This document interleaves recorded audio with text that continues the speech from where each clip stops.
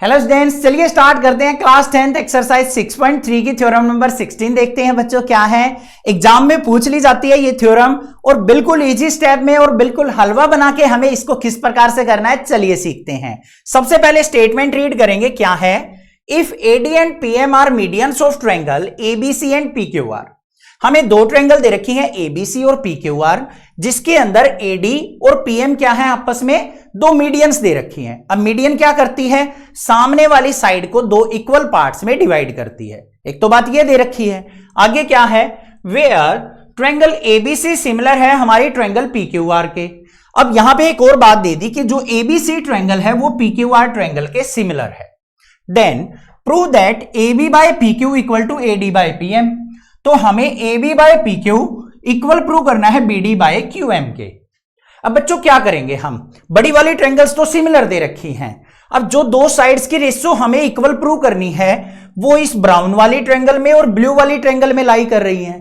अगर मैं इन छोटी छोटी ट्रायंगल्स को, लेफ्ट वाली दोनों ट्रायंगल्स को सिमिलर प्रूव कर दूं तो मैं उनकी साइड्स की रेशियो प्रोपोर्शनल लिख सकता हूं और हमारा प्रूफ हो जाएगा। आगे बात समझ में, पहले ये चीज देखो आप कि हमें प्रूव क्या करना है और उसको हम कैसे कर सकते हैं। अगर ये चीज पकड़ में आने लग गई ना, थ्योरम तो झक मार के अपने आप सोल आउट हो जाएंगी। आगे बात इतनी समझ में, अब चलते हैं। सबसे पहले देखो बच्चों गिवन क्या है। गिवन के अंदर हमें दो मीडियंस दे रखी हैं, AD and PM are medians. ये तो मीडियंस हो गई। उसके बाद एक और चीज दे रखी है, ट्रायंगल ABC सिमिलर दे रखी है हमें ट्रायंगल PQR के। ये हो गया भाई। अब इसके बाद क्या लिखेंगे, टू प्रूव। हमें प्रूव क्या चीज करनी है वो लिख दो। AB बाय PQ हमें इक्वल प्रूव करना है किसके, AD बाय PM के। ये चीज हमें प्रूव करनी है। अब भाई प्रूफ देख लेते हैं इसका। प्रूफ ध्यान में आते ही आपके माइंड में आता है कि हमें इस थ्योरम को स्टार्ट कहां से करना है, क्या चीज लिखें हम जिससे कि हम ये चीज प्रूव कर सकें। कुछ नहीं करना है बच्चों, आपको जो चीज गिवन हो ना उसी का यूज कर लो।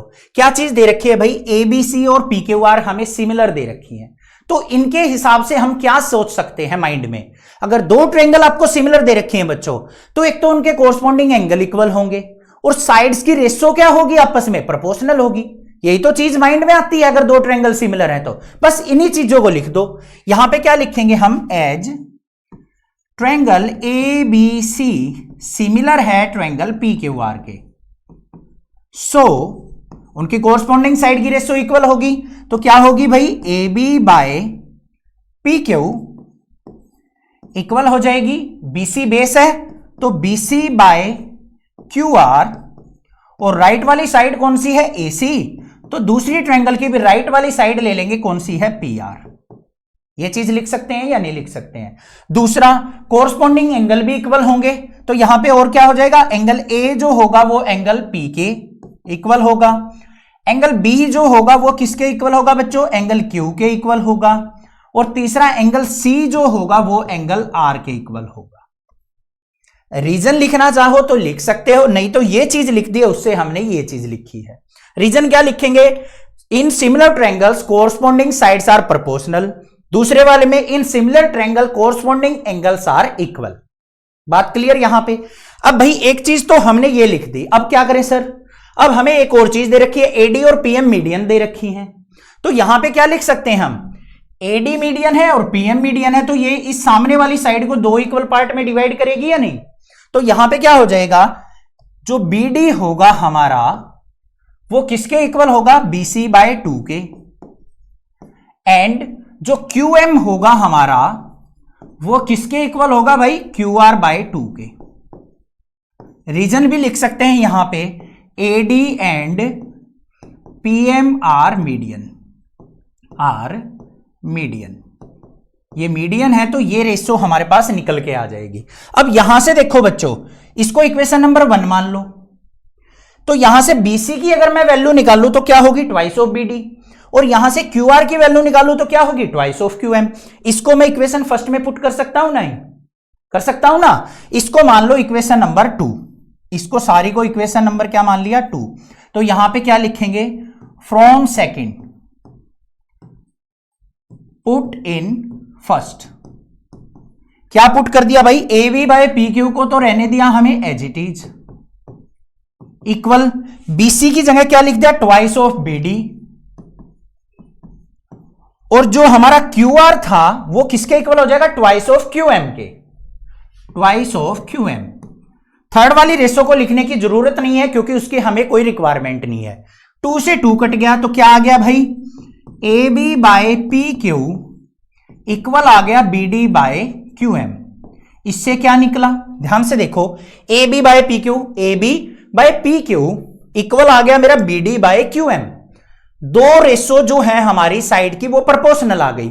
अब ध्यान से देखो, जो ये एंगल बी है और एंगल क्यू है, एंगल बी इक्वल टू क्या था, एंगल क्यू के, तो यहां पे लिख दो as angle B equal to angle Q.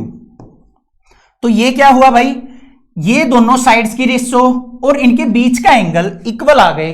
तो यहां पे क्या लिखेंगे, so by side angle side criteria, criteria क्या हो गई, triangle A B D similar हो गई ट्रायंगल पी क्यू एम के।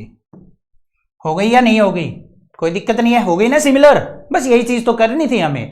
तो यहां पे इनकी कोरस्पॉन्डिंग साइड की रेशो भी इक्वल होगी, तो A B by P Q equal हो जाएगा किसके, B D by Q M के।